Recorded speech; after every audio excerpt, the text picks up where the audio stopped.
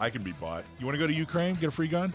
Go get a free gun and a box of bullets. Tyranny and the Second Amendment. Let's talk about it with Joe Drammissi next. But first, PRMI Mortgage, PrimeRes.com/Alpine. Are you in the military? Are you looking for help for a VA loan? And if you're looking to buy or refi, or if you're just considering the reverse mortgage, call our local mortgage guy that you can trust. Call Chris Wiley at PRMI Mortgage. For nearly 25 years, Chris has been helping local San Diegans with all their mortgage needs. Call Chris Wiley at 619-722-1303 or primeres.com/Alpine. All right, Joe. We're ready? You're ready. All right. So, we started talking about this a little bit last week, tyranny and the Second Amendment. But we talk about government by consent of the people. That's how we describe our government. And the question is, is it still government by consent if the people can't say no? If you don't have your ability to say no, then what does consent mean? So started thinking about that when, and again, I published this a couple of days ago on the getagrip.substack.com site and also on our San Diego County Gun Owners blog page. But I was thinking about this with the truck drivers protest up in Canada. And what Trudeau had done, where he invoked, I guess, his Emergency Powers Act. And that gave him sweeping powers, actually, to go after these protesters who really were peaceful protesters by all accounts. Some of the media and stuff were trying to say, they were Nazis and they were this and they were that. But they, by most rational accounts, they were just peaceful protesters. Did they tie things up? Yes, certainly they did. They had an effect, but it looks like, most of the Canadians were behind them. And, Trudeau enacted, I guess, his Emergency Powers Act, which gave him sweeping authority. And some of the things that they were doing, aside from a kind of violent response from their police up there, there was one clip there with their horses, I guess, were trampling through protesters. And they happened to trample looked like an older handicapped woman. And, so they were responding pretty violently. And then they were freezing bank accounts and things like that. And they made the announcement that, it was anybody that was even remotely friendly towards or supporting these protesters. And, and all that was a little bit earlier in the week, and that's since gotten resolved, and he's backed off on it.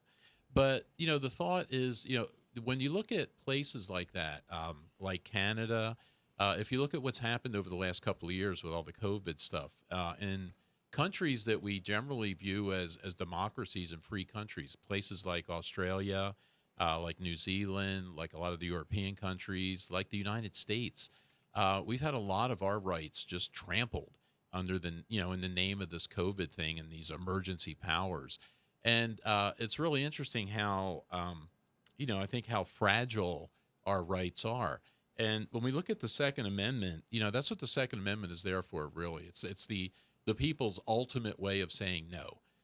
We give our consent. We elect these politicians to office to represent us.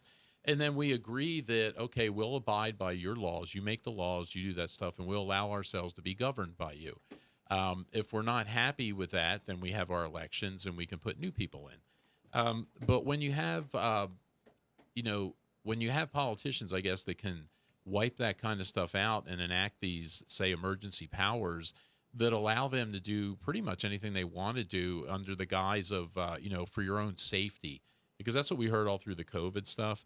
And if you look back through dictators and authoritarian governments and all that stuff throughout history, they always start like that. It always starts that we're doing these things for your safety, to keep you safe.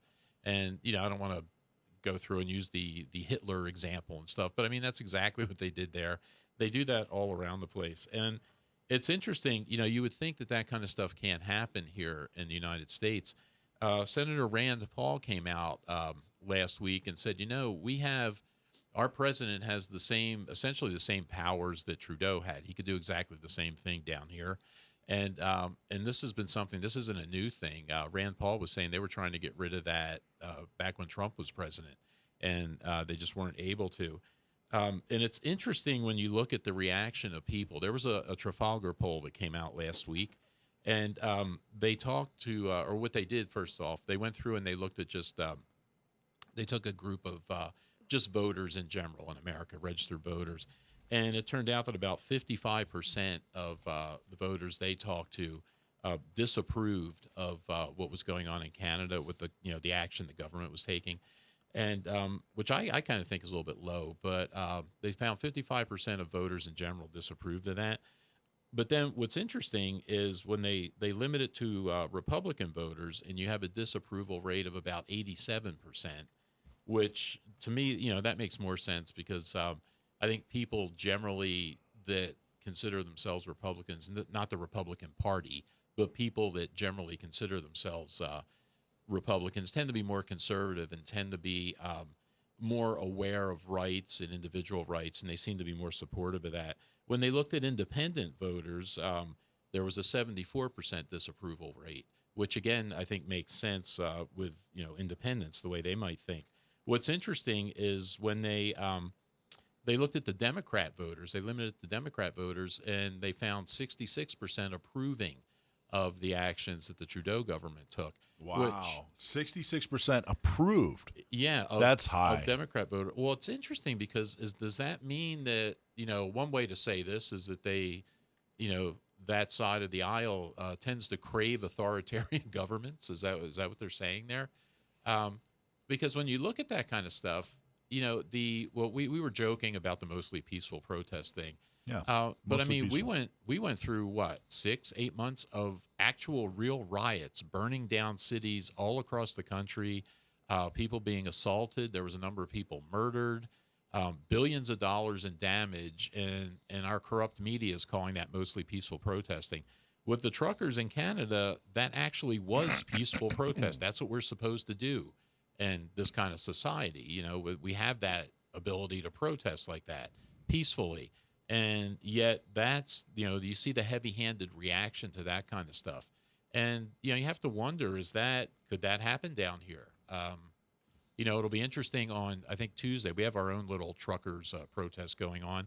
I don't think it's going to be as popular, or I don't think it's going to get as big as what they did in Canada, but they're supposed to roll into Washington on, I think, Tuesday. That's State of the Union. I didn't know that. Tuesday. Is that happening? I think it's bigger than what you think, my friend. We'll see. I mean, I don't, because they're coming from all points. They're supposed to be, yeah. It's and I don't. And they're already put the fence back up around the White House. Yes, yeah. At the first drop of the hat, there, you know, it's we got to put fences back up.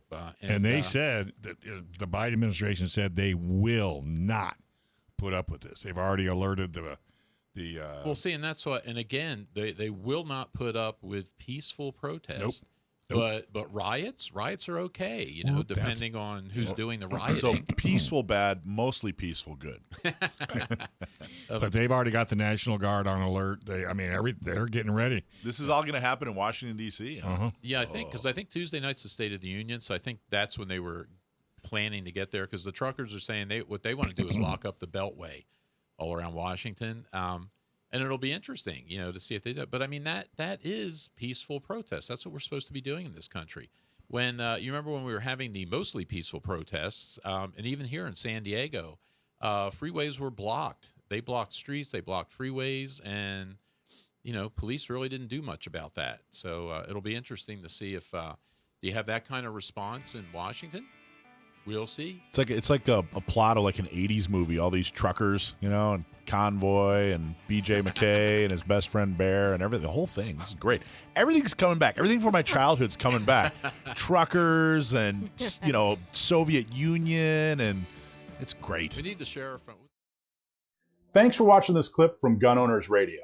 You can watch us live every Sunday from 4 to 6 p.m. California time, right here on our YouTube channel, or if you're in the San Diego area, you can listen to us on 1170 a.m. We're also available on your favorite podcast platform for free. Don't forget to like and subscribe so that you can help restore and protect the Second Amendment, not just in California, but across the country.